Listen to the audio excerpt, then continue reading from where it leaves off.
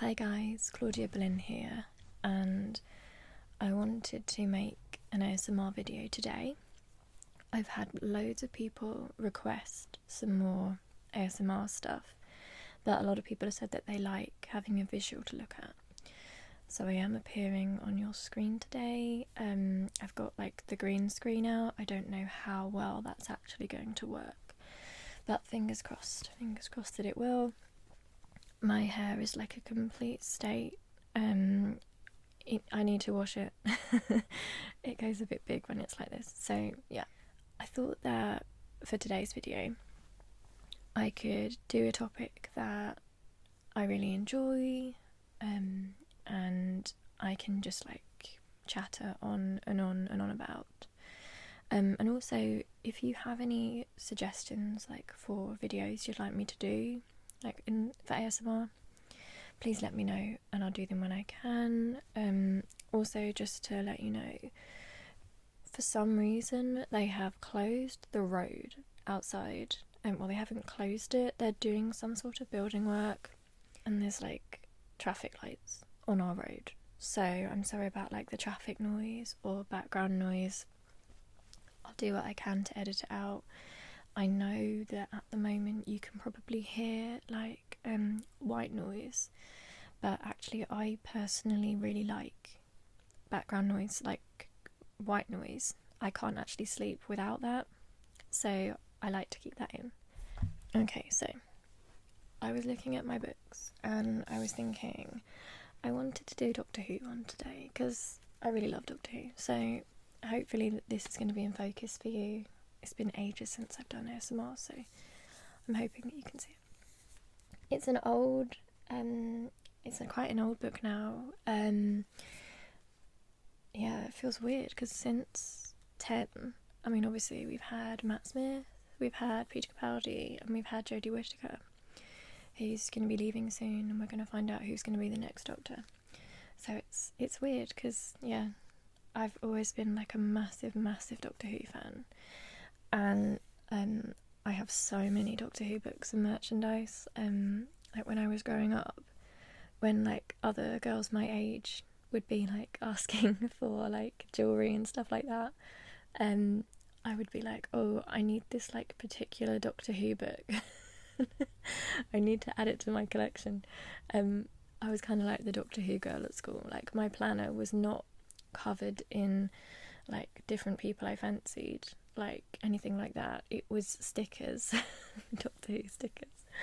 So yeah, I love Doctor Who. We go back a long way, me and Doctor Who. So I picked this one out at random. Companions and Allies, I thought it would be a good place to start, and I'm just gonna kind of like ramble and hope that you find this relaxing. So BBC Books, Doctor Who, Companions and Allies. Like, I hope you're seeing that. I don't know what this is going to look like when I put the green screen in. So, we have the 10th Doctor and the sonic screwdriver staring out at us in a kind of almost menacing way, as if we ourselves are villains. Right, so, oh my gosh. Yeah, okay, so this says it was published in 2009. So, God, it makes me feel really old. I'm actually 27, but I still feel the same as I felt when I was watching the 10th Doctor. I don't know if that's like a myth. You know, people say, you know, you grow up, you get older, you get wiser, but I still feel like the same person. So I don't know if that's normal or if that's just me. I think I'm the same person still. Right, so here we have the Doctor and Donna. So this would have been around the time that Donna was the companion, I guess. Like, also, like, don't come at me, Doctor Who fans, if I get any of my facts wrong here. Like, I'm a massive Doctor Who fan, but also I've kind of like drifted out and away from fandom, like, over the past few years, I think. So I might be a bit rusty, but I do love Doctor Who. So, Companions and Allies. Hope you can see that. So here we have Sarah Jane Smith, Mickey Smith, Jackie Tyler, Rose Tyler, the Doctor, the 10th Doctor, Martha Jones, Captain Jack Harkness, and Donna Noble. Companions and allies. And I'm sorry about the light on this book, by the way. If you can't see it, I don't know how that's going to look afterwards. Donna Noble, Martha Jones, Rose Tyler. The Doctor has always sought out and befriended the most astonishing and amazing people and helped them to fulfill their potential. From our very first encounter with him, travelling with his granddaughter, to his adventures on San Helios with Christina de Souza, the Doctor has had ordinary yet extraordinary people at his side. Wherever and whenever he goes, he has an impact on the people he meets, inspiring them to feats of heroism and showing them a better way to lead their lives. I'm not going to read, all of the book to you, by the way. I'm just going to, pick bits and pieces. So, yeah, Donna Noble, Martha Jones, and Rose Tyler. So this was a time before we'd even met Amy Pond and Clara Oswald and Bill, before we'd met Yaz, Ryan, and Graham and Dan. And who could possibly forget Nardole? Of course, the days before Nardole was a different time then. So I obviously really, really, really enjoyed the Russell T Davies era of the show. I think mostly because I love the companions so much. I felt that they were as important to the show as the Doctor. It wasn't like the Doctor and the Doctor's assistant. I would actually argue that it changed so that the companion was the main role. And that was something I really, really loved. I love that so much about Russell T Davies' writing. And actually, I did actually really like season 5 that Stephen Moffat wrote, because I feel like Amy was quite prominent. The story between the Doctor and Amy was kind of the core of the season, and it did kind of lose me a bit after that. But I do like it when the companions are front and centre. I like the idea that the Doctor is an alien, and sometimes the Doctor can get carried away with power or arrogance. If you live that long and you are that clever, I think you are always in danger of losing your humanity or your empathy for people. And I don't mean that to diss the Doctor. In fact, I think it's a credit to the Doctor's character and what I love about them, that because their best friends are usually humans who are to them so much lesser in terms of technology and all that kind of thing, lifespan, all those things. It's the Doctor's respect for humans and his friendships or her friendships or their friendships with them that shows what the Doctor respects and cares about. And it's those companions that bring the Doctor back from those places. So it's I kind of like how it shows heroism from the companion and the Doctor. The companion because they're often quite in awe of the Doctor. And I mean, you would be, wouldn't you? They really do idolise the Doctor in different ways. And I do love it when you get to a point with the Doctor and a companion where they're so close and there is so much respect that actually that awe starts to disappear a bit. I love that happened quite early with Rose and the Doctor. The fact that she called him out pretty fast. And I often think that's the mark of a really great friendship. You shouldn't just agree with someone and be loyal to them because they're your friend, because you think you should. I feel personally that real loyalty and real friendship is holding love and compassion for your friends. But if you think they're wrong and you think you can help them or they're struggling, you should be able to say that to them. And I don't know, I think that reflects very well on the Doctor as well, because you know that the Doctor could just say, well, you're a human, I don't care what you think, I'm a Time Lord, I've lived so long. And you can see the 10th Doctor almost going there at some points in his era when he doesn't have a permanent companion.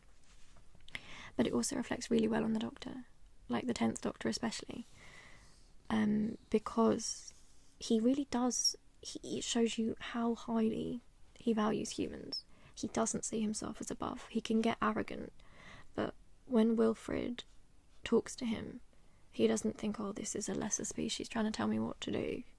He can be arrogant, but he respects him, like, so much. He listens to what he says, he learns. Obviously, the different Doctors have their different personalities, and the 10th Doctor is a bit of a sulker, and he can be a bit sarcastic.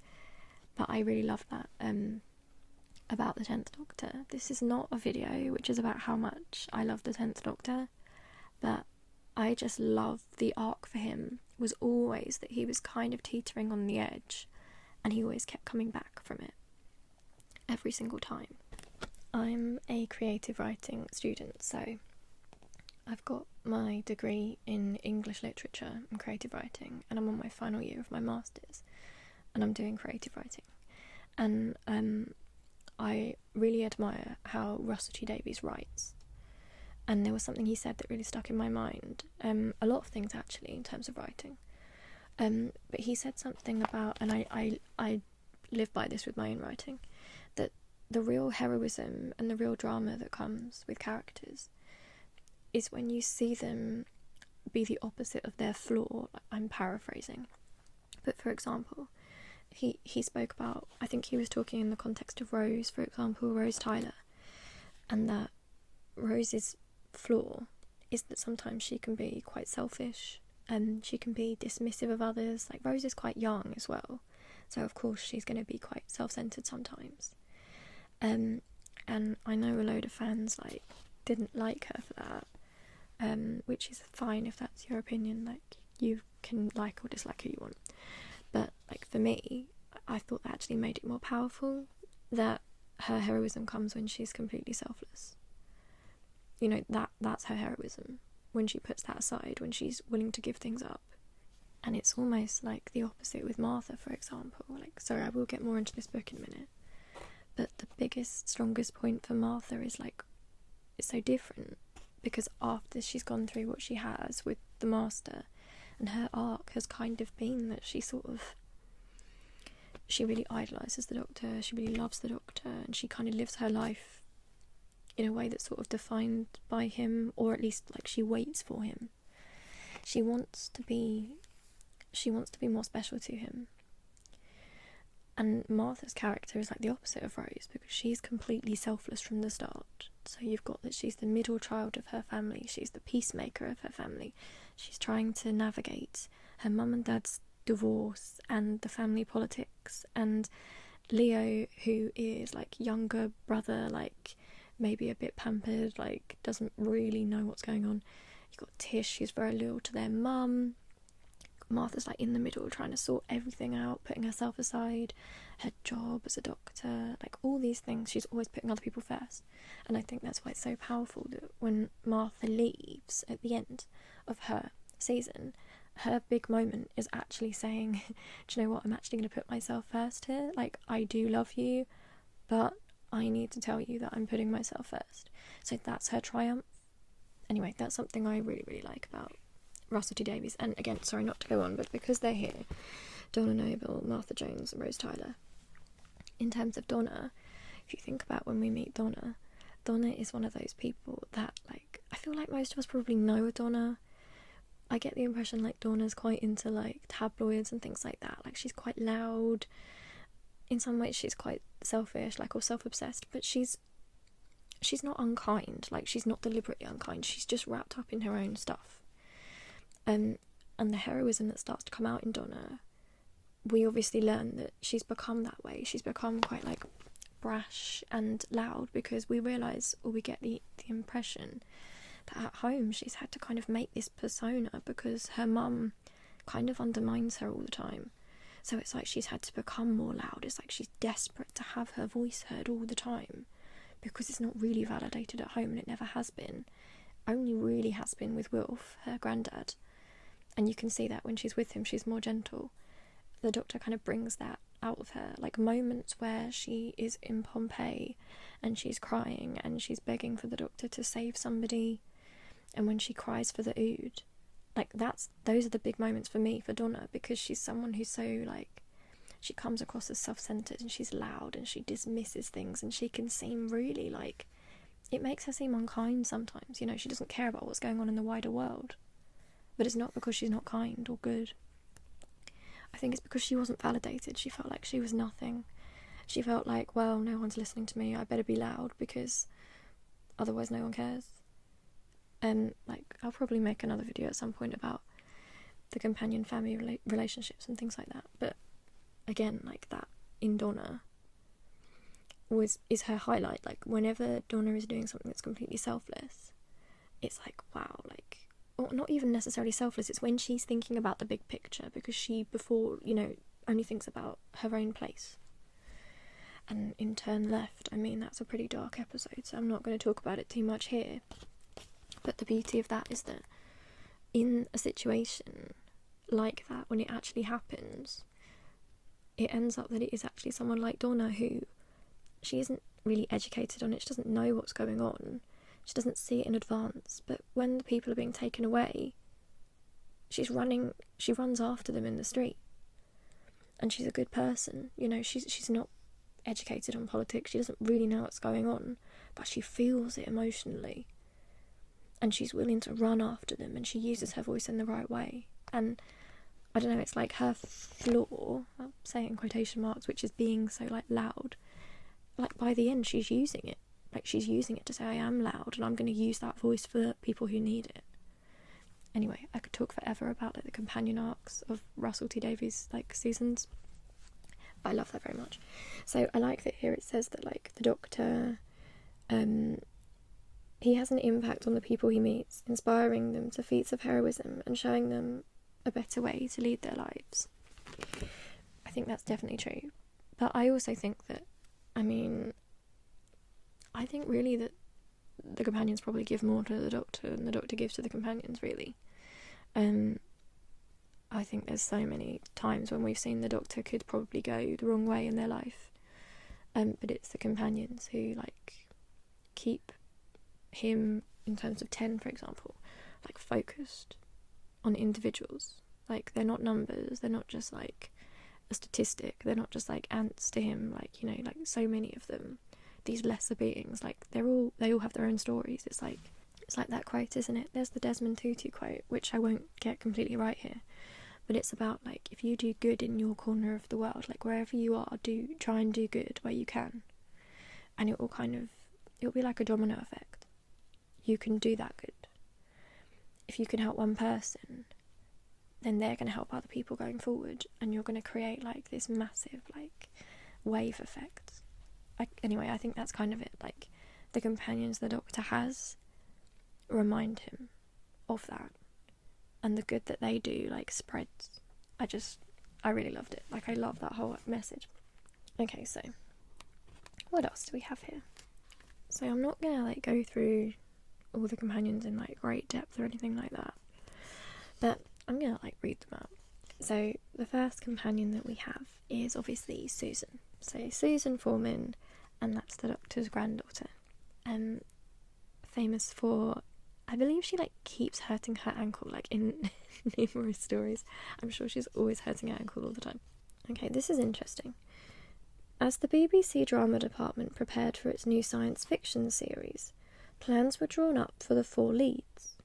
Among these would be Biddy. Okay.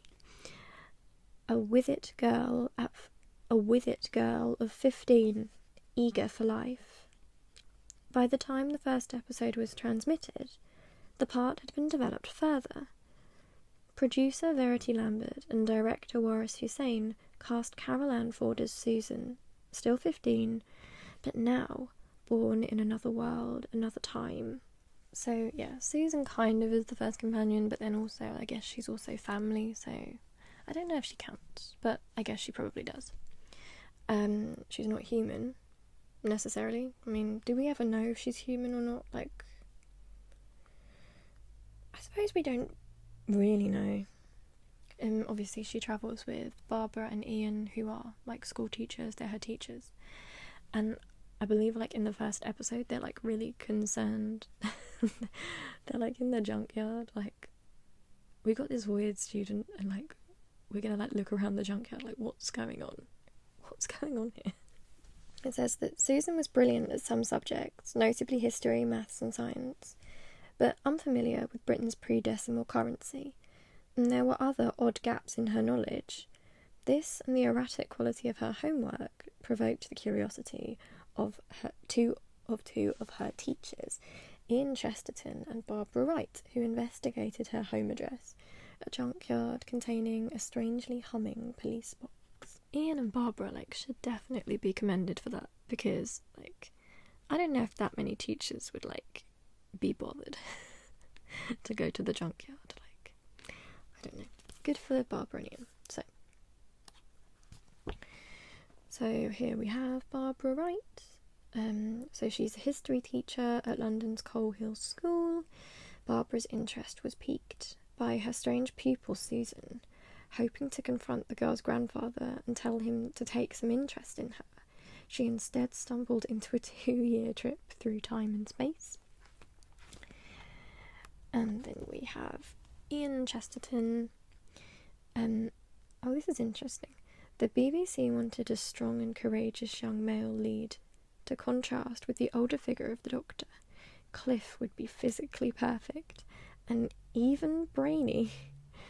By 1963, William Russell was already a well-known actor, etc., etc. Okay. Physically perfect and even brainy. I kind of like the even brainy. Not just physically perfect and brainy. He's physically perfect and he's even brainy. He's clever too. Okay, so then we've got Vicky. So Vicky came in when Susan left because Caroline Ford went after the first year.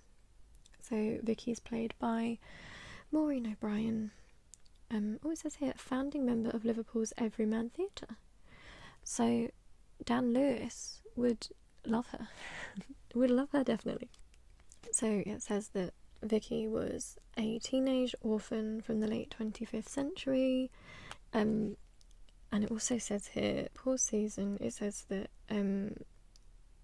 because the Doctor's missing Susan a bit, Vicky brings out a softer side in the first Doctor that he didn't necessarily show with Susan. So I wonder if that means that Susan and Vicky would have beef, or at least from Susan's end. I don't know, I watch too many soaps. I love the soap so much. I want to write the soap at some point.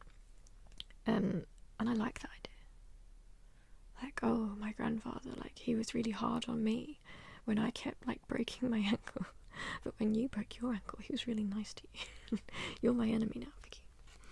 And then we've got Stephen Taylor, who's with Vicky. Who else do we have? Dodo Chaplet, who is wearing a pretty iconic outfit. I'm gonna show you this, if I can move this towards you. I don't know if you can even see this because I can't see what you're seeing, but I'm hoping that you see her. That's cool. Very stylish is Dodo. An interesting name. Dodo. I don't really think I'd like to be called Dodo. I don't know, it's I don't know, I just don't like the name. So, and then we have Polly Wright. So, okay, so Polly is played by Annette Wills. Yeah, she was briefly hypnotised by a supercomputer. Polly was attractive, friendly and bubbly, but while some people thought she was just a dumb blonde, she was quite capable of using her looks to disarm and charm her way out of trouble, managing to tease and manipulate the English officer Algernon into helping her in the Scottish Highlands. Polly was frequently terrified by the Daleks, Macra, chameleons, and other monstrous creatures she encountered, but happy as she was to go and make the coffee, she was also perceptive enough to deduce a weakness in the Cybermen attacking the moonbase. This is so funny to me. I think something that's interesting that when you look back at a show like Doctor Who, and I guess it's kind of the same with James Bond, something that existed for such a long time and has had different versions. It's so interesting, because some of the old Doctor Who stuff, looking back, is wildly sexist. Wildly sexist. and some of the modern stuff too. But I kind of like the kind of reclaiming of that, you know, they might have thought she was like a dumb blonde and she's happy to make the coffee, but she's bright. I guess it's like Ian, it's like she's even bright. She's clever too.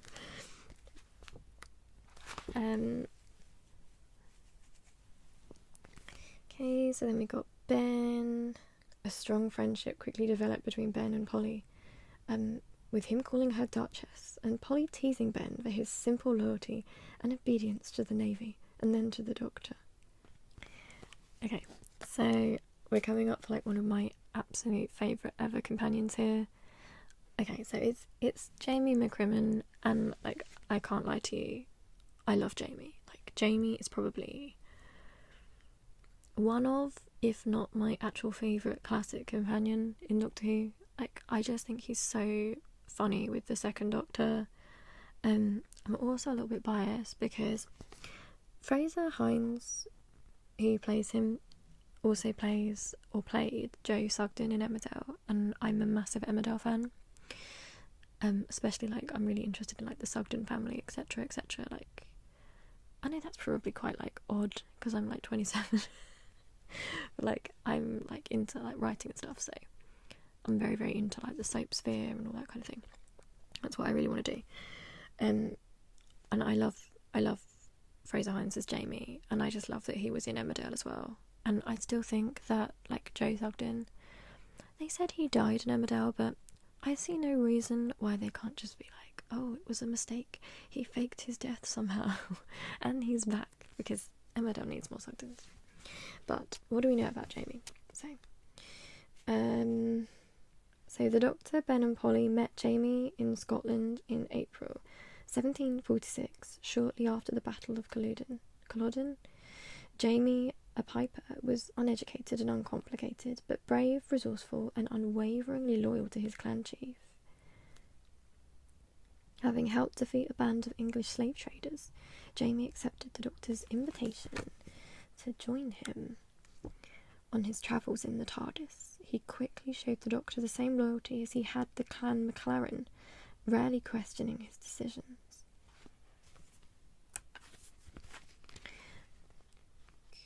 So I feel like even though it was quite a long time ago, so Jamie's first in it's 1966 that he like first arrives. Simple, uneducated Jamie. You know, it's a bit off, but like, I do think I really like that, like a theme that's like from really early on in Doctor Who, like right the way back into the classic era, is that the Doctor's friends and the people he travels with, like, he doesn't go for people who are like necessarily like really like especially like intelligent or fantastical or famous or anything. Like, it's like they're just normal people with something heroic in them, and like they become more heroic through the story. I love Jamie and the second Doctor's relationship. Like, I just think it's brilliant. Like, I could watch their scenes like forever. And there's some missing episodes with the Doctor and Jamie, and like that hurts my heart because I want to see them.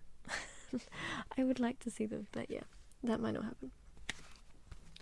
Oh yeah, and then we've got like, he was especially protective of Victoria Waterfield, and with Zoe Harriet. Oh, Jamie and Zoe. Like, Jamie and Zoe are my favourites. Like, the combination of Jamie and Zoe together, like with the second Doctor, like, to me that's just like, it's so good. It's so good. I love that dynamic. Like, I know when I was watching the classic stuff back, because I was on the Doctor Who time team like a while ago, and like a load of us, like, we were kind of around the same age, so like in our kind of 20s, and we were like, we had to watch the old episodes, you know, to see what we thought and stuff like that. And I'd seen some old episodes before, like as many as I could, and I hadn't actually seen, I hadn't really seen Jamie and Zoe properly, like.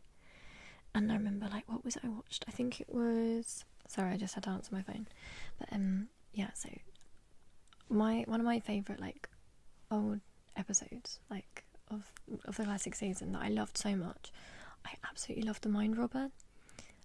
I just, like, I really adored it, like the whole premise of that episode. like that blurring of like fiction and reality, and like the idea that you can like, it gives you so much scope, because it's just, you can meet any fictional character, like to blend that across, and I wish they'd go back to that. Like, I think that that's something that they could just, I don't know, I just think the idea is great, and you can always like, it's something that you can just keep returning to, like no matter how far forward like we move, because we're gonna have new like fictional figures and stuff. And also, like, if that was to happen, like if that were to happen in like the show going forward, it would be so interesting, because imagine if we have like a companion from now and they're in that situation, like what fictional characters might they see? You know, like, would it be like famous characters from like, I don't know, the Marvel films or something? Like, you could have like the Scarlet Witch like walk in, or like Captain America or something. Like, it's just really interesting to me. Like, you could have like demon Teletubbies. And Teletubbies are scary anyway. Imagine like a Doctor Who episode with demon Teletubbies. They might even be able to do it, like if they're working with the BBC, you know, if the character is from the BBC, they could come in. Like, you could have like the Mitchell brothers just like with their backs turned, and you just see like these two bald men, and I can just like imagine like the Doctor being like, oh, what's that? Like, what's that? The Doctor probably doesn't keep up with her like British soaps, probably. I'm just like, I'm guessing, like I'm predicting that we're going to have another woman as the Doctor next, so whoever she is. And she'll be looking at her companions like who are they? Do you recognise them? And they'll turn around and it'll be like that. The sad music they play on the piano at the end of a sad EastEnders episode. And it's just like Demon, Phil and Grant. They're just there. That's what I'd do. I think it would be funny, especially because like Russell T Davies has like a soap background as well. It'd be wonderful, like imagine. This would be so great. But yeah, sorry for that tangent, but yeah, I love the Mind Robber. And I like Jamie and Zoe a lot. I really like Jamie and Zoe. Zoe's like one of my favourites as well. Like, I love Zoe. And also there's this one outfit she wears, and it's like the coolest thing ever. It's like a kind of like jumpsuit kind of thing, and it's amazing. Like, I can't believe she's only got one page, like the style icon with only one page. Like, I'm actually mad at this book that Zoe's only got one page. Like, who wrote this? Who do I have beef with? With Steve Tribe. Watch your back. Okay, so Brigadier Lethbridge Stewart. I probably don't really need to talk too much about him. Obviously, like, incredibly famous. Everyone knows the Brigadier. Obviously, at the moment, we have Kate Stewart still. So that's his daughter. Like, I do enjoy the Brigadier, but I have to be honest with you, like, he's not actually one of my favourites. Like, I think it's like the army thing that like puts me off like quite a lot. Like, yeah, it's just not for me. But I do enjoy watching him. And I think he's probably one of the like better written like classic companions. I think because he's in it so much, like, you get a real sense of him, who he is. Like, definitely, like, he's like a really, like, definitely he's a very strong character. Like, you know, it's exciting when he's on the screen. He's very charismatic. Like, you're interested in his relationship with the Doctor, his relationship with Unit, all those different things. So yeah, big fan favourite, the Brigadier. We have Liz Shaw, and like, I'm gonna like skip through loads of these, by the way, like, not meaning any disrespect to anyone who's watching this. Like, oh my god, she's skipping one that I like. Like, I just don't want this to go on forever, and like, I know I've got too much to say. So, Sergeant Benton. Oh, we have Sergeant Benton with, that's an Axon, isn't it? Yeah, the Claws of Axos. Yep, Mike Yates. Oh, these like military people. Joe Grant. Okay, like, I love Joe. Absolutely love Joe. Okay, Joe's one of my favourites too. I love that Joe was in the Sarah Jane Adventures. Like, yeah, like Sarah and Joe. Probably Sarah, Joe and Zoe, I think, for me, were probably my favourites. Girls, anyway. They were my favourites. So yeah, like, what is there to say about Jo other than that she's an icon? She is an icon. She is the moment. Very stylish, kind of like hippie-ish, isn't she? She's quite hippie-ish. Okay, so 21-year-old Katie Manning. She was only 21. This is funny. So they're talking about Katie Manning here, and it says here that she was extremely short-sighted and frequently blundered into the scenery or other actors. And a short scene in The Demons was apparently inspired by her efforts to navigate for John Pertwee while holding a map upside down. But yeah, I really like Jo. And I really like Katie Manning as well, like, from what I've heard of her, she seems really nice. I love that, like, she gets to interact with the Master. Like, the Master's probably, like, one of my absolute favourite Doctor Who characters. Like, I mean, I don't know if it's too controversial to say that the Master's actually my favourite Doctor Who character, but I think the Master is. I think the Master's probably my favourite. Like, the Master's bad, but, like, psychologically speaking, I just, like, I get excited whenever the Master's in an episode. Like, always. It's so exciting. We then have, like, Sarah Jane Smith, and, like, you might be like, why did you not show me a picture of Sarah? Because there was a photo of something that people might be scared of, and I didn't want to, like, put it on the screen in an ASMR video. But yeah, lovely Sarah Jane. I mean, I probably don't need to talk about Sarah either. Like, I watched the Sarah Jane Adventures with Dan. Like, Dan's my brother, by the way. He was also on Time Team, and we watched it when we were growing up. And like, when I was younger, I was like going through, like, I thought I was like really, like, you know when you're a teenager and you're like, oh, things are too lovey-dovey, like, oh, the show's too nice, it's too nice, oh, they're always hugging all the time, it's always so happy. I was going through that phase. So at the time I was a bit like, oh, it's not dark enough. And then, like, when I got a little bit older, I was like, actually, you know what, like, that show was great. That show was fantastic. And, like, I'd still go back and watch that show now. Like, I think it's great. Yeah, I just love Sarah. Like, she's one of those companions as well that's aged really well in terms of, like, even back, like, when she was first in the show. Like, today, like, obviously I'm a feminist, and her character now, like, it stands out. Sarah's this journalist, and she's smart, and she's interested, and she's unique, and she holds the Doctor to account, and she just aged, like, incredibly well. I don't think the show could have known that it would still be going now, but, like, I just love that. And I love also that she broke barriers again with being in the Sarah Jane Adventures, and also coming back into the show, because she's like she's an older woman, or, you know, obviously Elizabeth Sladen has sadly passed now, but, like, what she did in the Doctor Who universe, like, with her character, it's just brilliant, really, because I kind of feel like, I don't know, like, when you look at lots of old TV, like a Bond films and stuff, like the Bond films and stuff, you almost feel like the women have, like, more of a shelf life. Like, you know, they get to a certain age and it's like, oh, you can't be in it anymore because, you know, oh, maybe the dads won't fancy you, etc. But I actually really loved that, like, Russell T Davies wasn't having any of that, and he was like, no, like, Sarah's older and she's even more heroic. Like, she's so heroic in fact that she's taken what she's learned from the Doctor. She's become a hero on her own.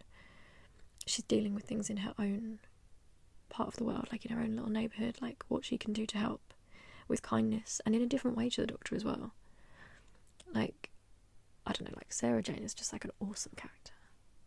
I love Sarah Jane Smith. I love it. And I also love that she adopted Luke, because, like, this is, like, an unimportant small thing, really, but, like, I don't want to have, like, biological kids, but I would really like to adopt my children, and I love that. I love to see, like, a mum who adopts her son, and, like, and she, like, adapts to his needs and stuff. Like, she seems like an awesome mother, you know, like, she, like, the whole idea with Luke, that he is different, but, like, because she's his mum, she's thinking, right, how can I make things easier, how can I help him, like, how can I don't know, it's just really great. I loved it so much. Like, that was really heartwarming. I really like that. Okay, so like, speeding through, we have Harry, Sullivan. Oh, look, best friends. Oh, that's nice. Okay, so the third Doctor had a fatherly protective relationship with Sarah Jane, on which she frequently reacted against, often ignoring his instructions and investigating on her own. But she and the new younger-seeming Fourth Doctor had a more equal friendship, it delighting in exploring time and space together. The Doctor was now less worried when Sarah Jane took the initiative, though he never lost his concern for her safety. Yeah, I love that. Like, I feel like she really is the blueprint for, like, the modern companion, Sarah Jane. Like, she was so ahead of her time. And obviously, like, the Fourth Doctor era with Sarah Jane is, like, so beloved by people. And, you know, I know loads of fans, you know, if they think of that as being, like, their favourite era because, you know, it was such a strong era in lots of ways, I guess. There's loads of reasons why. But I feel like I do genuinely think that, like, part of it is that relationship. It is that successful balance of you've kind of got, like, quite a confident, arrogant, like, sarcastic, funny Doctor that you enjoy watching, but you've also got this, like, really powerful female character that's, like, his equal and his friend and brings him back. And, like, I don't know, she's like the modern companion blueprint, Sarah Jane, and I think she changes the way that companions are written after her as well. Like, I definitely think she makes a big impact. Okay. So then we have Leela. This is interesting. It says, continuing Doctor Who's tradition of featuring positive female companions like Sarah Jane, Liz, Zoe and Barbara, the production team decided to go a little further and devised a physically strong savage character who could defend herself from the Doctor. Inspired by Eliza Doolittle in Shaw's Pygmalion. Okay. Then we've got K9 made it into this. Like, companions and allies? Like, I don't know, like, I guess he's a companion and ally. Is he though? Like, or is he like a pet? Would that be offensive to K9 to refer to K9 as a pet? Or would he like it? Like, I don't know. How does he consider himself? These are all questions to think about. Is he like, no, I'm the Doctor's companion? But wait, no, Sarah Jane's the Doctor's companion. No, wait, no. I'm the companion here. And Sarah Jane's like our friend, but like, I'm the companion. Is that how K9 thinks about it? In the Sarah Jane Adventures, does K9 think that, like, this is my show, like, this is my spin-off show, and my companion is Sarah Jane? Is that how K9 thinks? Right, okay, then we've got Romana. Romana 1, played by Mary Tam.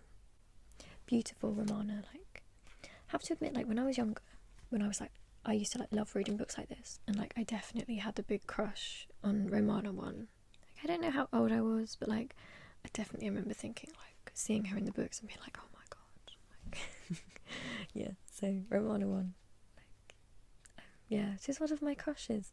I didn't even, like, know what she was like in the episodes at first. I just, like, saw her in all the books because I collected all the books, and I liked reading about all the past companions and stuff, and I remember being like, oh my god, it's Romana 1, my dream. My dream woman, Romana 1. Yeah, I love her. Also, like, Romana's a girl after my own heart because it says here that she's a recent graduate from the Time Lord Academy, academically gifted. She attained the triple first. So, like, I'm, like, quite academic, so, like, I love studying and stuff. So, like, yeah, maybe she imprinted on me in some way. I don't know, but yeah, so I felt a connection to Romana 1. And then we have Romana 2. So Romana 2 is, like, more famous, like, the most famous Romana. So this is Lalla Ward.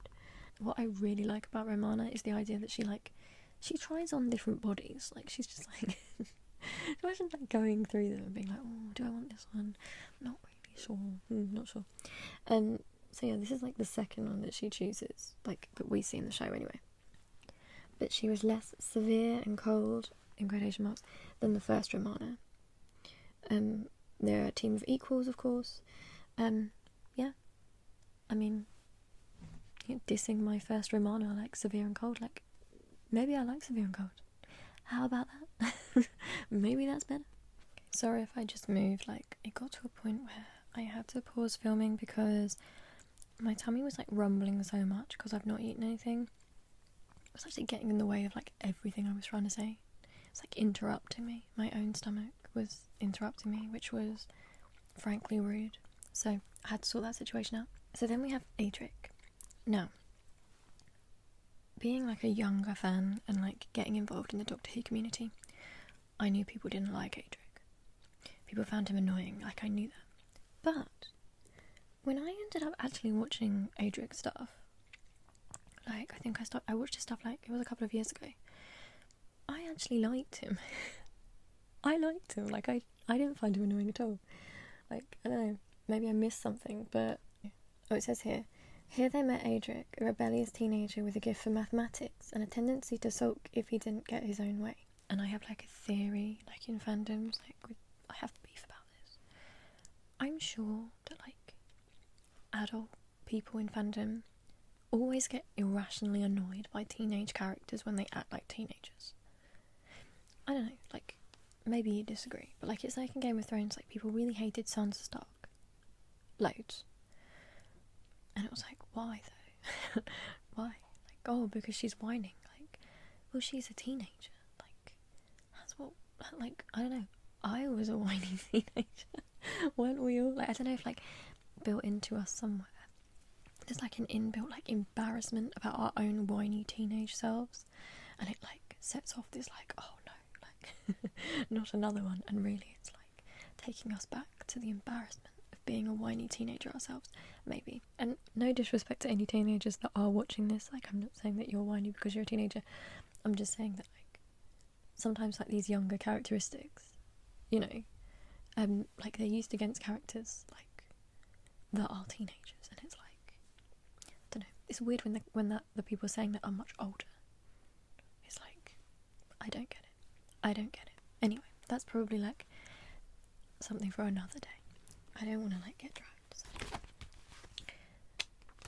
Okay, so then we've got Nessa, and I really like Nessa's hair. Like, that's what I'll say. Like, I love her hair and her eye makeup. Like, I wish I had hair like that. Like, the curly hair, it's really cool. I like her style. It's really awesome. Okay, and then we have lovely Teagan. So, like, I don't know why I've seen so much stuff with Teagan in it. I don't know why, but I do. Like, I've seen loads of Teagan in. So Teagan is like she was an air stewardess, wasn't she, right? I'm just checking I got that right, like, an air stewardess. Yes, I don't know whether you're supposed to say air hostess or air stewardess, but, like, yeah. So she's an air stewardess, and she's Australian, and she's in the 5 Doctors as well. So, and she's also hanging around with Turlo. Turlo fascinates me, by the way. Like, I know we're going to get to Turlo in a minute, but, like, oh my gosh, this is hilarious. I forgot this. So she was auditioning for the part, it says, Janet Fielding was auditioning for the part, but she was shorter than the minimum height requirement for an air hostess at the time. She persuaded Nathan Turner that Australian regulations were different, and she was given the role. Now, like, not to drag Nathan Turner, but, like, this is a fantasy show, right? This is sci-fi. Who's going around thinking, oh, we can't cast her as an air hostess or an air stewardess because, oh, I'm afraid the regulations say she's too small? Who's doing that? Like, what a weird thing to say. How weird that, like, she had to argue actually it's different in Australia, rather than being able to argue, like, this is sci-fi. There are aliens here. Like, there's a robot dog. There was a robot dog, and you keep changing your face. Like, I think people will survive if I'm a little bit shorter than the current regulations on air stewardesses. That is so weird to me. That's so bizarre. Or maybe that wasn't the reason. Like, maybe they had a couple that they really liked in the audition process, and maybe they wanted to see, like, who had the spirit of a companion. So they were like, we're not sure, and they wanted to see who would come back to them. And maybe she showed, like, the spirit of Teagan, like the spirit of a companion, because she was like, actually, let me tell you, it's different. And they thought, oh, that's clever, that's the spirit of a companion. Maybe that was it. Maybe it was, like, mind games. Like, maybe it was to do with that. Who knows? Okay, so then we have Turlo, and it's like, I love Turlo because there's nothing better than having, like, a dodgy character aboard the TARDIS. Like, it's like, you know, in the Chronicles of Narnia, and I hope this isn't, like, a spoiler. I think most people know. Cover your ears if so. But, like, you never know what Edmund Pevensy's gonna do. It's like Loki as well. Like, you know that they'll probably do the right thing in the end, but they can be very swayed, you know, like, they're not 100% reliable, you know, like, you know, like, in my course, like, you'd be like, that's an unreliable narrator if you were reading something from them, because you'll be thinking, like, what are they actually after here? Like, what's going on? And I like that dynamic. Making him an untrustworthy alien on a mission to kill the Doctor. Oh my god, this is hilarious. He was trapped in a boys' public school when he was recruited by the Black Guardian to assassinate the Doctor. I mean, I feel like being trapped in like a boys' public school. Like, I'm just imagining like Eton. I'm like imagining like Boris Johnson and that lot. And I'm thinking like I can completely understand why somebody in that situation would actually just lose their whole mind and just like be like, sure, I'll take the money and assassinate someone. Just get me out of here. Like, I can imagine that. Also, it says that there were only half-hearted, unsuccessful attempts to complete his mission. It's like Draco Malfoy, isn't it, in Harry Potter? It's like, sorry if that's another spoiler. I'm assuming you've read those or you know about those. I know it's wrong and I don't really want you to die, but like I still kind of have to do it, so I'm just gonna like do it really casually. Like, I'm not gonna put my heart into it. And if you do die, it's like, well, you should really have like been a bit more careful, but like I'm not gonna like push it. Love that. Okay, so but the Doctor welcomes him aboard the TARDIS, and it spurred Turlo on to reject the Black Guardian. I like that his well-developed instinct for self-preservation meant he usually steered clear of danger. Why are you on the TARDIS then? He can't be that good at self-preservation if this man is like on the TARDIS, and like every episode there's like some sort of like dangerous thing going on. Like, that's not self-preservation, Turlo. Like, he's lying to himself. He loves it. He loves being there. Okay, so then we have Perry, and do you know what? The weirdest thing about, like, the Perry situation is that the first thing I think of when I think of her is I'm sure, like, the Sixth Doctor, like, strangles her. Sorry, that's not very relaxing or ASMR-like to put in this video. But, like, I'm sure he strangles her. He does, doesn't he? Like, I'm just going to look that up. Like, give me a second. By the way, the reason I'm looking that up, like, I do know that's a thing, but, like, I also want to be careful because, like, in the Doctor Who fandom, as I have discovered, like, sometimes if you get like an episode's name wrong or something, like you just misspeak, it's like, oh no, that was not the right episode name. Oh, we hate you now. So you've got to be very careful on such things. But yeah, he does, because it's when he's like, it's the regeneration energy, isn't it? So like they say, oh well, he wasn't really acting like himself, and it's kind of like, okay, but I don't really want to see the Doctor strangling his companion. So we're just gonna like pretend that didn't happen, and I'm just gonna pretend that didn't happen. Like, that was just like a strange nightmare I had when that wasn't something the Doctor did. Just like when the 11th Doctor decided that the silence, like, the way to deal with the silence was to like subconsciously hypnotise the whole human race, to literally murder a whole race of beings on sight, like any of them at any time, and not know about it. Like, I also pretend that didn't happen, and I also pretend the War Doctor didn't exist, and I also pretend that the Doctor didn't slap Clara's bum that time. There's a lot of things I just like pretend didn't happen. I'm like, no, it was like the Dream Lord made me think it. It was like in the Mind Robber. Like, it was just a terrible nightmare. It was psychic pollen. It was terrible. It didn't happen.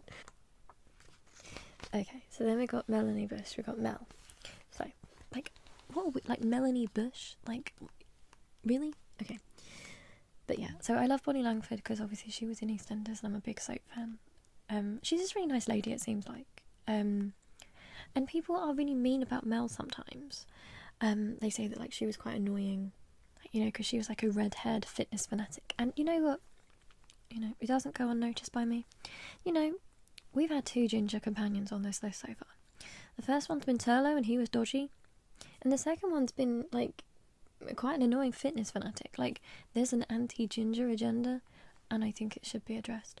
And I want to thank Amy Pond and Stephen Moffat himself for bringing Amy to our attention and hopefully breaking that chain and that association. Thank you. Thank you for Amy Pond. Right. So, I think the thing maybe that people found annoying as well, like, this might not be right. By the way, I'm being slightly facetious here. Like, if you haven't noticed, like, please don't take anything I say in this video and be like, oh, that's what she thinks about all of it. I'm being a little bit facetious here. But, you know, like it says here that she was, like, trying to prescribe the Doctor carrot juice and trying to get him to do more exercise and be more healthy. And it's like, you know, that is annoying. Like, it's like, if I want to get healthy, like, you know, I'm gonna figure out how to do it myself. I don't really want my friend being like, you're gonna drink and eat carrot juice, and you're gonna exercise, and I'll be like, do you know what? Now that's not your business. Stay in your lane. Don't tell me that. I'm gonna eat this donut just because you said that. Like, don't tell me that. Of course, she was in Time in the Rani, and so Time in the Rani was one of the episodes that I watched when I was younger, and when I was trying to like learn about Older Who, because the Rani as a character really fascinates me, and I don't know why the Rani hasn't come back yet. Like, Russell T Davies, when you take over, like, bring the Rani back. There's so much you could do with the Rani. Every time I see a new character in the show, I'm always like in the back of my mind, like I try not to say it, but in the back of my mind I'm like, oh, maybe that's the Rani. Like, everyone is the Rani in my head until proven otherwise. I won't say it, but like I'm crossing it off, like, well, okay, you're not the Rani, you're not the Rani. It's not who is, it's who isn't. Because someone's got to be. One day someone's going to be, and then I'll be laughing and I'll be saying, oh, none of you believe me, but I was right all along. And the thing with like Time in the Rani, I'll just put the book down just for a second because my hand hurts, but like I love like the idea of the Rani, but I have to admit I hated that episode. Like, it was so boring. It went on for ages and ages and ages and ages, and like in my head I've just got this like, it's like a lingering, it's like it haunts me. It's like it actually haunts me that there's this really long sequence of the Doctor like in my head. Like, I watched it a long time ago now, like I will not watch it again. The Doctor's like, you know, tied onto some like, oh, it's some mining thing, isn't it? He's like on this cart and he's just rolling down this hill for ages, and it's like, I remember sitting there as a kid and I was like, oh my god, like, it's not for me. But okay, that's going to bring me on to the next companion here. And okay, so the next companion, absolute icon, and like I love her so much. Like, she's the companion that I would most want to be friends with if I could pick to be friends with any of the companions, like past or present. Like, I love her, I think she's great. And she's Ace, and she's also called Ace. So I think something about Ace that I really like is obviously so I'm actually bisexual, so when I was growing up, like, I might not have like I didn't really talk about it very much, but like in my head I kind of knew. And like, you get characters that you feel like are coded LGBT, and I'm not saying that they were deliberately doing that or anything. I know that there was like, I do know that like behind the scenes there was some speculation, etc, which I won't get into in this video, but I definitely know that seeing her, I got this feeling, and I was just like, okay, I get the feeling that she's either gay or bi. Like, I feel like she's like me. That was just the vibe she gave off to me, and I really like her. And she also reminds me of like one of my favourite soap characters, which is Liv Flaherty from Emmerdale. I really love Ace, and her dynamic with the Seventh Doctor as well. Seven and Ace are like probably one of my favourite Doctor and Companion duos. The Seventh Doctor, I feel like, is really underappreciated. Like, Sylvester McCoy as the Seventh Doctor is just, he's just amazing. Like, I think he'd be a great Doctor to travel around with. Yeah, I don't know why he's like underrated. I think, I don't really know why that is. And maybe he kind of gets lost because of the actual number, like being 7. You kind of get lost in the sequence, I guess. But I love him. I think he's fantastic. And when they did the 50th anniversary, it was so frustrating because I know that, like, oh, I don't know, I made videos about this at the time. I was so annoyed, like, because I was like, the actors are right there and they're so good still. Like, they're all so good. Like, just like write something's gone wrong with time or something and just like get them in the show somehow. Like, I want to see Sylvester McCoy in the show. Like, I have to be honest, like, I do care about all the other Doctors as well, like the actors obviously that were around and that were still alive, especially Paul McGann. I love Paul McGann, I'll get to that later. But I wanted to see the Seventh Doctor so badly, especially because Sylvester McCoy was doing so much stuff. Like, he was in Lord of the Rings, etc. And he's always like, in fact, I will say this for like also Colin Baker as well. I know that like at different conventions and things, I absolutely love, like, especially with Colin Baker, like the kindness that they show towards fans, like the generosity they have, because this is a role that they just played in the past, and they could have just like brushed it aside and been like, you know, I'm not doing it anymore. And I don't mean that as in like a disrespectful way to anyone who does that, because if you're an actor, like, it is a role, like, of course, like that's I'm not going to hold that against anyone. But I do think that like they're very generous. They're very, very generous to the fans. And Colin Baker, I think, I know that Colin Baker was very early in saying that when people, I remember back in the day, when we hadn't had Jodie Whittaker, we hadn't had a woman playing the Doctor yet. And I was one of those pesky feminists that people thought were really radical, because I was like, well, I think we should have a woman as the Doctor, and why not? Because it's a shape-changing alien. Like, I could understand if it was like a character that like was like a human and like didn't change, but it's literally a character that quite literally changes. They regenerate their whole body, right? They can be any form. So I never understood that. And like back at the time, it drives me mad still. It drives me mad to this day, because like I still remember being considered like some sort of fringe lunatic, like a crazy radical feminist for the idea. It was like, oh no, like, you want to ruin the show. And I remember all these people involved in the show, and like usually like, I don't know, like people who talked about the show a lot and were quite popular and stuff, they were like, oh no, it would be a bad idea, it's too radical, it would take a hero away from little boys, like it's a crazy idea, like it would be mean to boys to do that, girls don't need it, like girls don't watch it, all these different things. And I'm pretty sure that, I think Colin Baker said quite early on, I think he said something like, well, why not, like that's ridiculous, like why not, the Doctor changes, like the Doctor regenerates, why not? Anyway, that stuck with me, and I think he seems really kind. This is not a video about like politics and stuff, but isn't that always the way? It's so annoying that like the people who say these things, like a couple of years before it becomes like acceptable to say it, they're always like discounted as like fringe lunatics or something. It's like, oh no.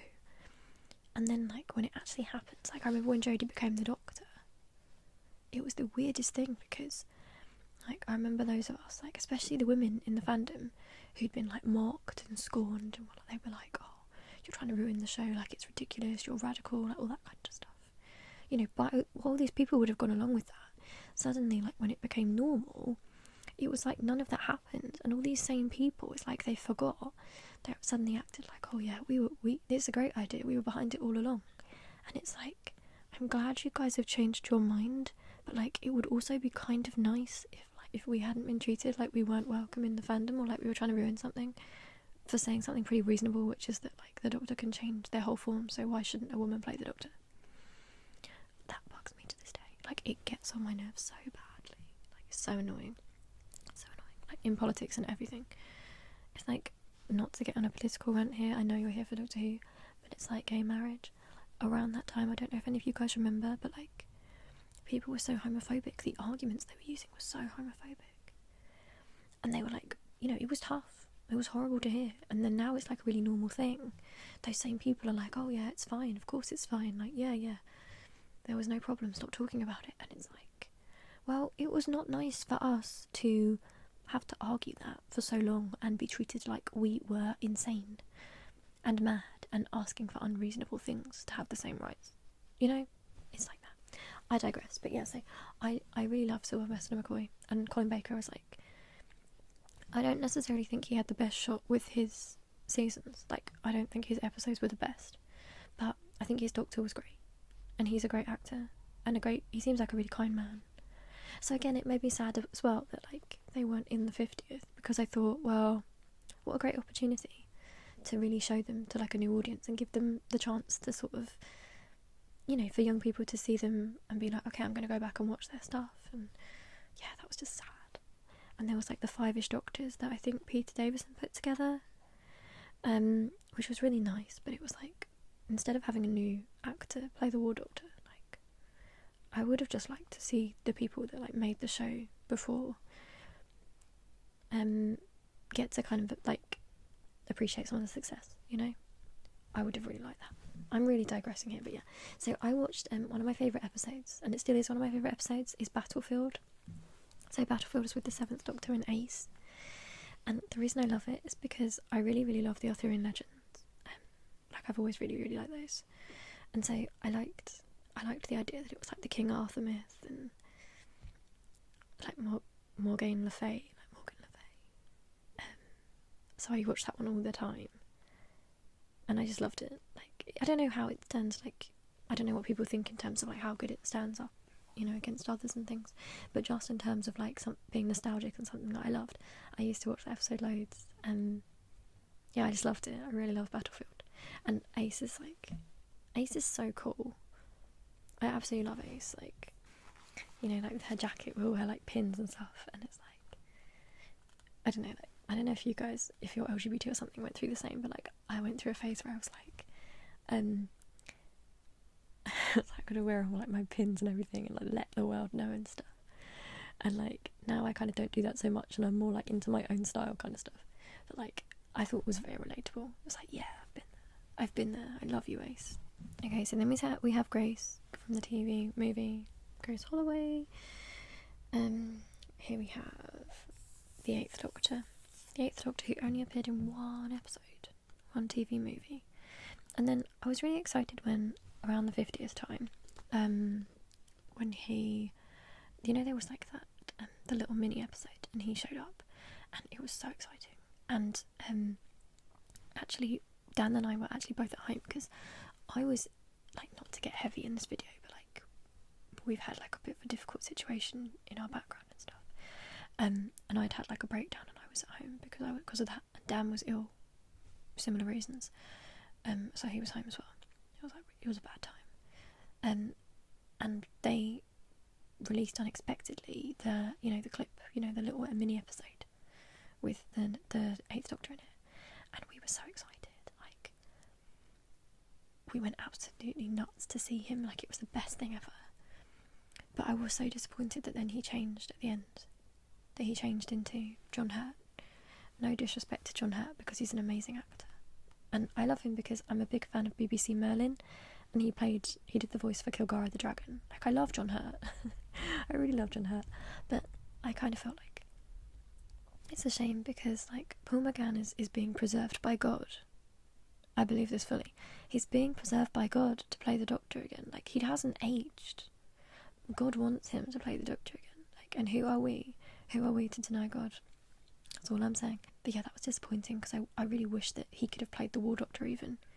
Even if they'd done something like, I don't know, wiped his memory at the end and he regenerates into 9, or they could have even made it so that 9 was the War Doctor. And also, like, this is not a video about the Doctors, and I'll probably make one of those in the future if you enjoyed this. My actual favourite Doctor is actually the 9th Doctor. Like, my Doctor is the 10th Doctor, because that was when I got really involved and invested. But my actual favourite Doctor is the 9th Doctor and Christopher Eccleston. Yeah, I really wish that he had come back. Like, I know there's issues there which I won't get into in this video. Like, it's quite, like, there's a lot of issues at play in that situation. But I really loved him, and yeah, it just was so frustrating. No disrespect to John Hurt, but it's like, this is a celebration of 50 years, right? 50 years of a show that, like, people love so much from different generations, and it seemed like the perfect time almost to say, right, let's give everyone enjoying it. Like, let's give everyone something. Like, the people who enjoy it now for Matt Smith, and the people who enjoyed it for David Tennant, and the people who enjoyed it for all those other eras, I don't know, that's personally what I really wanted, so I didn't like Death of the Doctor at all. And I guess it's for that reason, like, I don't know, like, when it's the 50th, I guess I just wanted the old Doctors to be in it, because, we won't have them forever. Like, I know it's an awful thing to think about, but, I just want to feel like they got to feel that appreciation, and that we got to enjoy them a lot more, That's something I loved about Sarah Jane Adventures as well. Like, it was like giving Sarah that time, and then giving Jo that time, and it's like introducing them to that new audience. It was just great. It was great. Okay, so now we're on to the Modern Companions, and we are nearing the end of this, but like, I'm pretty sure this video is going to be like almost 2 hours long, so I don't know if you're still awake. I don't know if you're like watching this to go to sleep, or if you just have it in the background while you're listening. So, in the best possible way, if you're trying to relax, then I hope you're already asleep by now. If not, then like, thank you for still being here.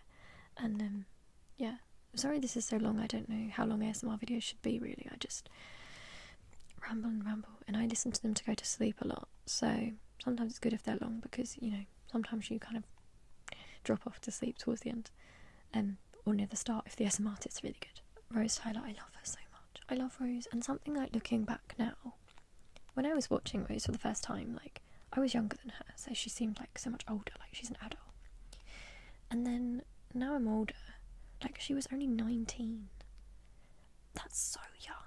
19 is so young. Like, when you think, it makes her so much more heroic. And I know that at the time, like, there was so much. I think people were really unkind to Rose. I think that people were quite classist, I know loads of people were like, oh, what is this, like, EastEnders? Like, because this young working class girl. and she wore like tracksuits and things. But I thought that was wonderful because like for me, like I've got totally roasted for saying this before, but like I'm not ashamed of it because I think it's good to talk about like your past flaws and your growth. Like I grew up in a situation like where we were like, part of my family's quite like middle class, the other part is working class, but like the middle class set, you know, part of my family were really classist, you know, like to the extent that it was like looking down on people, and it was really bad. And you don't realise if you're growing up in it until you get a little bit older, and you start to think like, wait a minute, I honestly believe that Rose Tyler like changed so much in our own family dynamic for me and Dan, because like you're hearing all this stuff and then like you're watching and your hero is Rose and you're like, wait a second, like that doesn't make any sense. Like why would you judge someone for their accent or where they come from? Like it doesn't make sense. Like Rose isn't like, she's not stupid, like she's heroic. Like why? I don't know, it was really good. I won't get into all that stuff here, but it was like to the extent that like we wouldn't watch like EastEnders here because it was considered to be like, you know, and like my accent as well sounds absolutely nothing like anyone's from around here. It sounds like people around here say it's kind of posh, but like I don't know if it is posh to other people in the UK. But it's not, it shouldn't be, because I've grown up around here. But it was like enunciation, grammar, like get it right, get it right, get it right. Like people are going to judge you if you don't say your T's, and like it was like so much anxiety. And Doctor Who was like, watching Doctor Who with Rose kind of like made me think like, well, why? That doesn't make any sense. Like, and also probably my favourite ever moment in Doctor Who in terms of quotes, and I really live by it. There is the quote where Rose says that sometimes you've got to be the one that's brave enough to stand up when everyone else just runs away. If you think something's wrong, you've got to just do it. And I live by that. Like I took that to heart so much, and I still take that to heart. I still think about it. It's just really, that idea is so inspirational to me. And I've often got him to stick in the Doctor Who fandom. Like I don't know if you're involved in the Doctor Who fandom, but like various points, like for being like a mad feminist at first, of course, which no longer really, like, I think people like came round now because we've had like Jodie and stuff, and people aren't so sexist generally now, I don't think. It was like, oh, mad feminist, and it's like, oh no, like trying to bring politics into Doctor Who, all that stuff. And you know, I still do think about media in that lens because it's what I do, like for my degree, and all that stuff interests me. I'm very interested in that. But actually, like, I think part of the reason why I am that sort of person, like, literally is Doctor Who. That's why it's so ironic, because it's like in situations where you can kind of do something that will boost your career and make you more popular, or, you know, it kind of protects you. You know, you do that, you get in with the right people, etc., etc. Like, it's, you know, you can be quite successful. And in my head, there's two characters actually. One of them isn't from Doctor Who, but I'll bring them up. Rose Tyler saying that sometimes you've got to be the one that does what's right. Like, when everyone else runs away, you've got to stand up. Like, it doesn't matter, you've got to do it, because if no one does it, then what will happen? That stuck in my brain. So I was like, yeah, do you know what? That's what I've learned. I also learned that from the Doctor. I was like, okay, I'm going to live by that. Like, I agree. That's kind of like, yeah, that's what I go with. And also in Merlin, BBC, which, like, I know is not a Merlin video. But Morgana actually says, she says in one of the episodes, she says, sometimes you've got to do what you think is right and damn the consequences. So that's what I try and do. It's like very similar vein. Like, and I do think that is the message of the Doctor and the companions that are the most loved and the most famous. And that's why it's so ironic sometimes and so frustrating that I often think that if the companions were actually here, like in these spaces, they would actually be the ones saying, right, wait, I don't actually agree with that, or calling out people, or like, you know, I think they would be like that. I think the most popular ones are like that, and they're kind of admired in the show, but like, it's such a disconnect, I find. Like, so many of the fans, not to like drag them, it's very much like, this is what goes, this is what's like, this is it, like, this is, if you don't like it, lump it. And it's like, what show are you watching? Like, the Doctor's never been like, if you don't like it, lump it. The Doctor's always been like, no, try and make change, like, be different, the original renegade, you know, like the original whistleblower. Be different, speak up, do that. Even if it makes, like, you know, when you think about the Doctor and the Time Lords, what happened to the Doctor? If the Doctor had just gone along with the Time Lords, I'm sure the Doctor would have a much easier life. But the Doctor doesn't, you know, and that's what makes the Doctor a hero. So, yeah, sorry for that, like, total tangent. But yeah, that's what Rose taught me.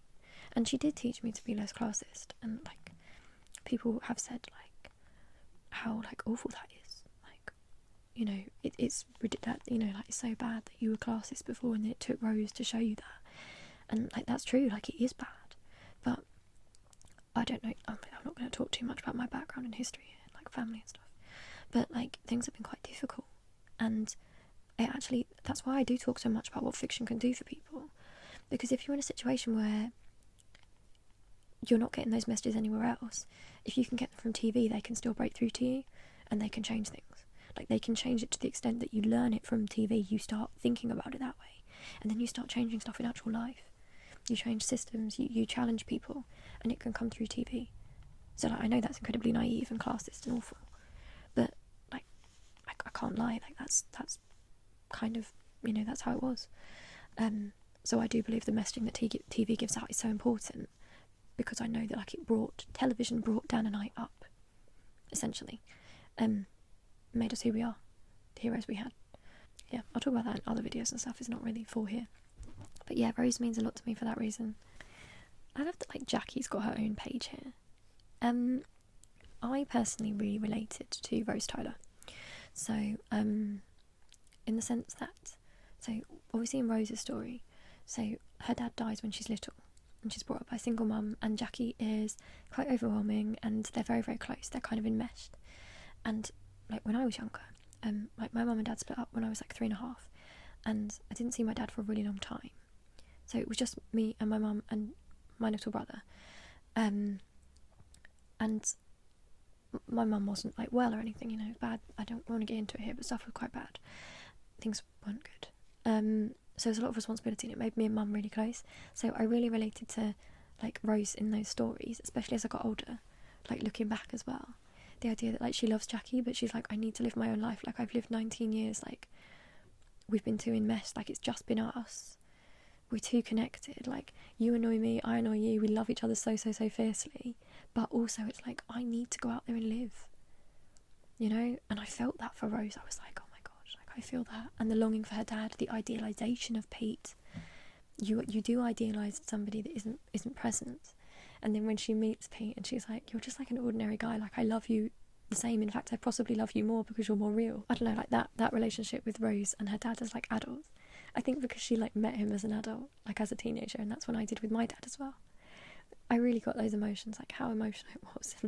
And essentially Rose's story as well, the way that Russell T Davies manages to do this thing where with Jackie and Pete, like, the story is like, you know, that poem, like, I'm not going to swear, they F you up, your mum and dad, they do not mean to, but they do. And it's like they give you the flaws that they had, and, like, they had new ones. And it's like, Jackie and Pete are just normal, flawed people, like these people that Rose is part of. Rose's growing up is literally seeing that they're just flawed people, and she's got to make her own decisions. Like, that meant a lot to me. That meant so much to me. And you know what I also really liked? Like, little elements. Like, obviously I loved when the companions' families were in it more, because I think it tells you more about a companion. Like, if you know the backstory, you just through knowing Rose's relationship with Jackie, her relationship with her dad, or the lack of that, it informs everything about her, like, as a character, how you read her. It's so important, I think, and that was a big skill that Rusty Davies had. These in-depth backstories to these characters that could really be traced back, and you could see in every decision they would make in each episode, it was informed by their whole history. You know, Rose's feelings are formed by that. The reason why she stands up to the Doctor is because she's frustrated, I think, maybe in the back of her mind, like, psychologically. This is just, like, off the top of my head, by the way. Like, I might think about this later and be like, maybe not. But, like, she's frustrated by being a bit, like, too together with her mum. You know, she wants to live her own life. She's not going to be told what to do anymore. Like, this is her freedom. And I also think she's got this, like, this beef with her dad. Like, her dad couldn't help because he died. But I think maybe inside there is a slight anger. There's, like, why did you leave me? Like, why did you leave me? And then it's just so complicated, this idealisation of this male figure, like the Doctor as well, and then paired with the, like, you're not this ideal person I thought you were, but then I get to know the real person and you're flawed and I actually love you more. Like, it all ties up with all her background and everything. You know, I just think it's so clever. And I love in the episode where we go to Pete's world and we see that they are really successful. So Jackie and Pete are successful, but they don't have Rose. And what's the difference in that world? The difference is that Jackie's quite unkind. Like, you get the impression that she's quite selfish and care about people. And just that little detail, like, it can be quite funny. Like, it is funny. But also, the idea that Rose, the relationship between Jackie and Rose, as complex and enmeshed as it was, and is, it made Jackie kinder. It made her a better person, you know.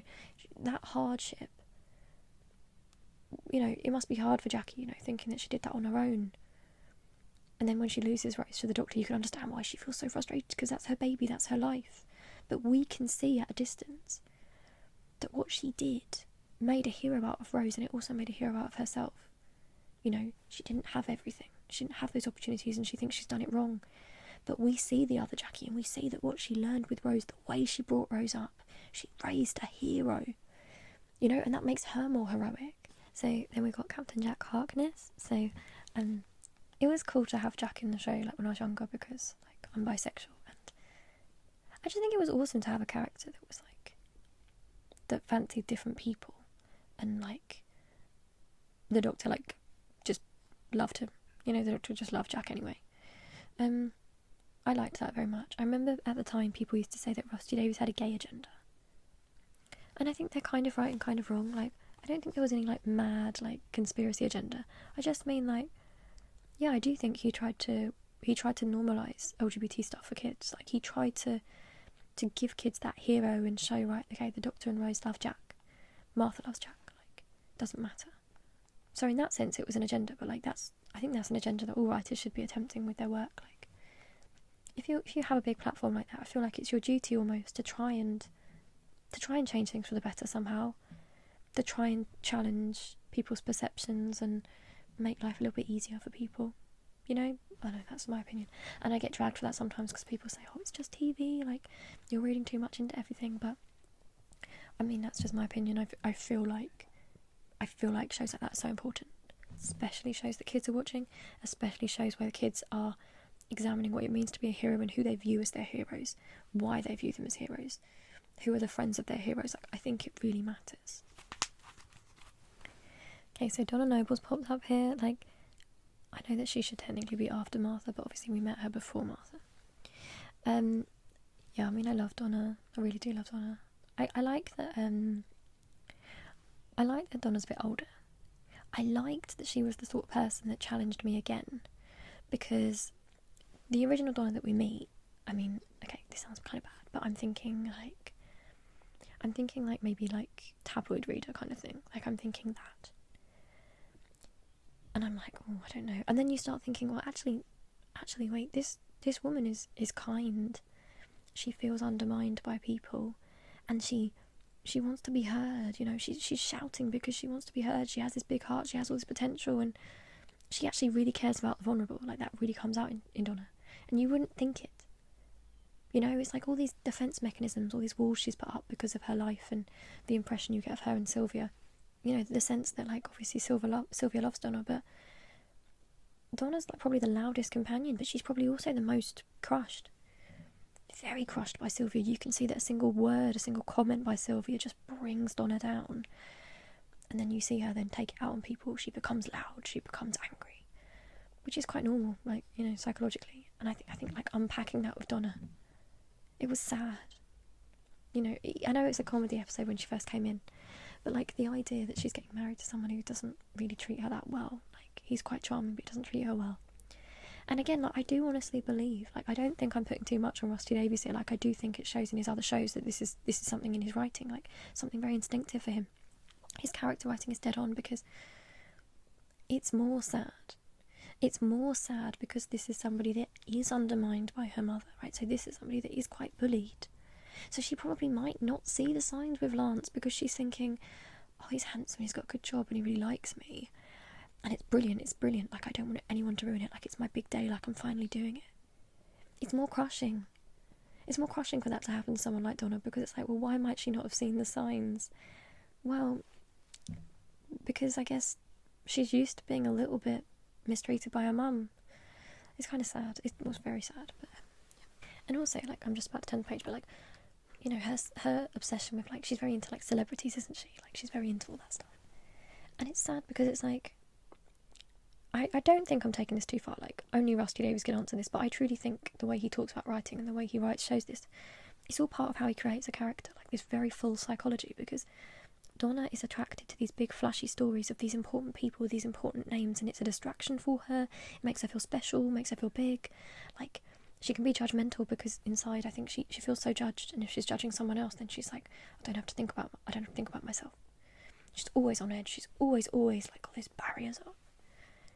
That idea that, like, she's obsessed with celebrity and all those things, and then at the end, like, for example, in Turn Left, in her heroism in that, is that no one's even going to know who she is. She's told she's the most important woman in the whole of creation, and at that point she's just so depressed that she doesn't believe it. I think she's always wanted it. She doesn't believe it. Even when it's true, she doesn't believe it. And then she agrees she's going to go and do the right thing, and she also knows that no one's going to know her name. And this is a woman that's obsessed with, like, celebrity. She wants the big wedding, you know. She wants to show everyone. It's quiet. She goes out quietly. And Donna's loud. Like, it's heroism. Like, I just love how he does that. Okay. And then we have Martha, and then I think we're going to go after Martha. I think Martha's the final one, because this video has been so long. So, Martha Jones, a medical student, or she's training to be a doctor. And Martha's one of those companions that, like, when Martha first came into the show, I wasn't like, it wasn't like I really disliked her or anything, but like I didn't really take to her because I was still hung up on Rose very much. I think a lot of us were, and it was hard to, like, take to a new person.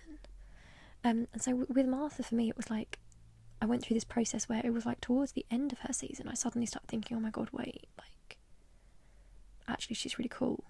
But it still took even longer than that. Like, it took me ages going back, especially being older and, like, being more into feminism and stuff, and being like, actually, do you know what, I like Martha a lot. The only thing that puts me off Martha is the military connection. I love that she's a doctor, but, like, the military connection doesn't work for me. Like, I don't like that very much. And I definitely feel like with Martha, she kind of suffers from, it's interesting, isn't it, back at the time, because obviously we've got Martha, obviously Freema Agyeman is obviously a black woman, and I know there's a lot of racism. And I know that the approach to race that was in the show itself, like the Doctor came out with, I mean, the 10th Doctor, it's actually quite in character for 10, actually. But, like, you know, he's saying to Martha, like, oh, just pretend that, like, you know, pretend that it doesn't matter, like, that and then no one will notice. And it's actually it kind of works quite well. I don't know if it's intentional or not, I'm not sure. But, like, it works quite well going forward, because it's actually Martha being like in Human Nature and the Family of Blood, she's actually like, well, okay, that's fine for you, but it's not that way for me. You know, it's easy for you to do that. You take me for granted, you take my existence for granted, but it is different to yours. I'm separate to you. I'm a separate person. I'm not just like your companion. I'm not just here to make you feel better because Rose is gone. My experience is different to yours. I definitely think, looking back, like, obviously, if we look back from now, we look at that and we're gonna think, oh god, there's things that could have been done so differently, definitely. But I do think it was an important step for the show, you know, to have Martha be that hero. And I also think as well, like, I think part of the reason why Martha gets overlooked is partly racism, but also I think in some ways it's more simple than that. Like, I think in a lot of ways, I think it's just because she came after Rose. Like, I think Rose was so loved. I think anyone coming after Rose at that point, I think was gonna, like, just in your heart, like, you almost feel like the Doctor in some ways, where it's like, yeah, like, I like you, but you're not Rose. Like, stop trying to be Rose. It's like, I don't know, like, that's kind of the feeling, and I think that's what the show actually works you through towards the end. Like, you see Martha rise. So yeah, so I'm actually a big fan of Martha now. Like, now I'd say she's one of my favourites. Don't like the military stuff though, but, like, Peacemaker Martha, like, what she does, her heroism, the racism she puts up with, like, especially looking at that stuff now, looking back, it's like, wow, like, one of the most, like, she's so brave, and she endures so much, and she doesn't complain, and she, like, gets on. Like, she's gone through hell. Like, she went through so much more than other companions.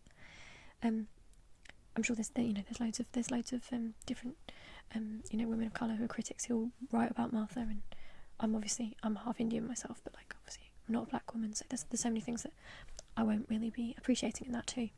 But yeah, looking back, she was fantastic, and I'm glad we had Martha. I wish I'd appreciated her more at the actual time, honestly. I really do wish that. Oh, okay, there's a couple more characters in here that I kind of like will touch on them, but like we're so close to the end now, but I thought I might as well. So we've got Joan Redfern from Human Nature and the Family of Blood, played by Jessica Hines, I think I've got that right. Human Nature and the Family of Blood, I loved those episodes, I really did. I think something like I hungered for in that time, like even before I was like politically aware, was I did hunger for those stories where I liked the fact that it was dealing with Martha from the future, so clever. You know, all this knowledge. She's having to look after the Doctor, but it's not normal for her. It's like she's having to like clean. She's being undermined even by characters that are good people, like Joan Redfern. You know, she's being underestimated. She's putting up with all that stuff. It's all bubbling over with Martha all the time, and it also gives you that sense, I think, of her as a peacemaker.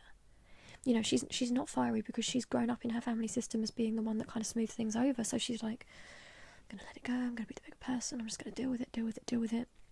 You know, you get that sense of heaviness with Martha. Like, I'm just gonna get on with it. I'm not gonna think about it. Like, it's not their fault.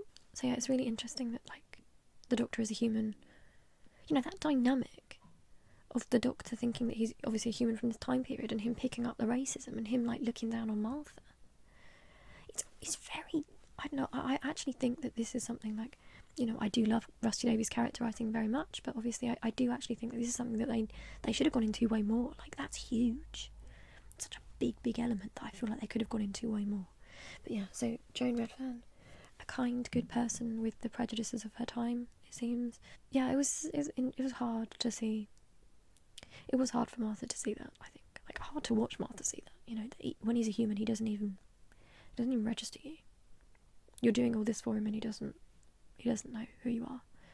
So again, it's like part of Martha's wider arc, and again, you do see that a lot with Rusty Davies. Like, every episode, most episodes or most arcs, they do tie into something surrounding the companion's psychology, you know, so it all kind of pushes them forward. This experience is very much as like a bigger version, really, isn't it? It's of, oh, look, I'm being like second best to this like blonde like woman that's like with the Doctor, and like, oh, I'm not implying as well that like the Doctor's racist. I mean, in terms of like when she's in the time period, you know, in that sense, when he's got the mentality of a man from that era, he's racist in that regard. I'm not saying the Doctor was, but like it's again, it's that feeling for Martha, isn't it? It's that feeling of, you know, what a surprise, I'm overlooked. Like, I'm doing all this work. You know, there is definitely more to be said, like, about women of colour, like, doing all that work, putting all that stuff in. Again, not the same amount of praise. Like, being seen as more radical, even when they're more polite. Because Martha's a peacemaker. You know, when you think about what Martha goes through, out of all the companions, she's the least mouthy. She's such a peacemaker. She's so careful with what she says, but she's seen as being, like, you know, that's meaningful. So, yeah, it's interesting to see Joan. I think she was, like, she had it in her to be more kind. I think the Doctor, like, brings it out of her. But also, like, I wasn't a huge fan because I do feel like she was racist to Martha. Like, I know it's not her fault because she's in the past, but still. Okay, and then we have Sally Sparrow, and, like, I don't know if it's okay to show you a weeping angel, but, like, I don't know, this is ASMR, I don't want to, like, freak you out. So, Sally Sparrow, played by, oh god, I forgot who she's played by, like, she's so famous. Yeah, so I am actually going to, like, close the book at this point. I'll open again in a second. So, Sally Sparrow is obviously played by Carey Mulligan, so very famous actress, but back when she wasn't really all that famous, I don't think. I might be wrong, I think she wasn't that famous then. And I remember, I mean, I think Blink is honestly, like, one of the best Doctor Who episodes. I think it's brilliant. Like, you know, I have my issues with, like, a lot of Moffat's writing, like, it's not for me. Like, I think the undertones are a bit sexist and stuff, like, a lot of that stuff I'm not into. But I do think he's written some really, really amazing episodes. Like, Blink is great. Sally is, like, I think Sally's very strong. I think, I don't know, I don't want to, like, get into this now because it's a relaxing video. I think there are certain archetypes that Stephen Moffat uses for his female characters, and I think what we see in Sally and Larry is almost like an early Amy and Rory situation. You know, Danny, Clara, like it's that kind of thing. But for the episode itself and who she is, and I think maybe because of Carey Mulligan too, like Sally's quite an iconic character. Like I even love the name Sally Sparrow. I will say that for Moffat as well. I love his character names. I do think he does do a great character name. Amy Pond, Clara Oswald, Bill Potts, like they're very fairy tale. River Song, I like his names a lot that he chooses for characters. There was this quote that I really liked, and it's Sally saying that like sad is happy for deep people, and at the time I was like, oh my god, yeah, that's like the smartest line ever. Like, and now I realise like I was just unmedicated and incredibly depressed. I was like, yeah, I'm deep. I'm not terribly depressed and unwell. I'm fine. I'm just deep. So like I do think that with like with some of like with Amy, for example, and Sally Sparrow, I think that accidentally, I think because Moffat sometimes leans into like the whole like sexy, feisty, a bit out there, like manic pixie dream girl kind of thing. It's not exactly that, it's more specific. That they accidentally end up connecting with some viewers by accident, because I think, I don't know, I know that like being neurodiverse, I do feel like I relate to Sally and Amy. I don't even know if it's like meant to happen. I think it's an accident of their feisty, like I'm up for anything, I'm very impulsive, I change my mind, this kind of like, I think it's a side effect, but it can't be denied. There's still a connection there. Still a connection there. I'm 100% certain, by the way, that Amy Pond had borderline personality disorder. You know, I'm sure. I'll make a video about that one day. Like, yeah. They did wrong by Amy Pond. They really did. Like, sticking her in the 60s. Amy in the 60s. That's not fun. Oh, God, poor Amy. Like, the more I think about Amy, it's so bad. And, like, when she was growing up, having to see psychiatrists, like, they literally gaslighted Amy. Like, she thought she was crazy all those years. And she stuck to it. She saw psychiatrists, she got so angry and upset that she bit them. And the fact that wasn't part of her wider story, that psychology, frustrated me a lot. Such a shame, because Karen Gillan's such a good actress. And Amy's like such a compelling character. It was so frustrating. But anyway, that's just my opinion. Oh, okay, and then we've got 2 more. I think there's 3 more, actually. Like, sorry, this is so hideously long. Right, so we've got Jenny here. So this is Jenny, the Doctor's daughter, and actually the Doctor's wife, because she ended up marrying David Tennant.